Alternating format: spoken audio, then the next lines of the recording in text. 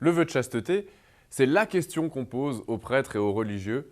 C'est le truc qui nous fait passer pour des extraterrestres. Mais avant de parler du vœu de chasteté, je voudrais juste dire un mot sur la chasteté en général, qui est quelque chose de tout à fait différent. Un couple marié, par exemple, peut tout à fait être chaste s'il est fidèle. Et les époux, l'un envers l'autre, s'ils sont fidèles à leur engagement, eux aussi pratiquent la chasteté.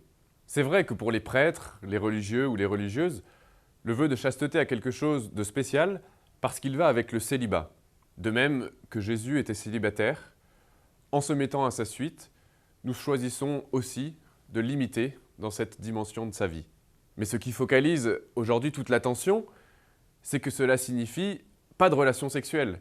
Et c'est peut-être aussi à cause du statut du sexe aujourd'hui dans notre société qui est à la fois extrêmement banalisé, on le voit partout, et en même temps mis sur un piédestal, c'est-à-dire qu'il devient la référence absolue de l'épanouissement d'une personne humaine.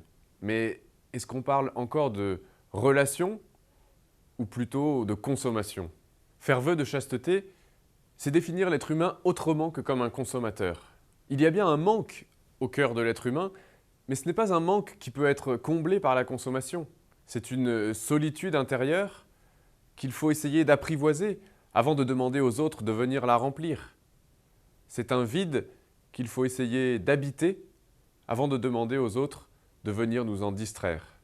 Faire vœu de chasteté, ce n'est donc pas se construire une carapace pour se protéger de toute relation, mais c'est plutôt acquérir une colonne vertébrale pour nous permettre d'aller vers les autres en paix avec soi-même. Ne pas chercher dans l'autre une réponse à nos problèmes, mais le laisser simplement être lui-même pour qu'une vraie rencontre ait lieu.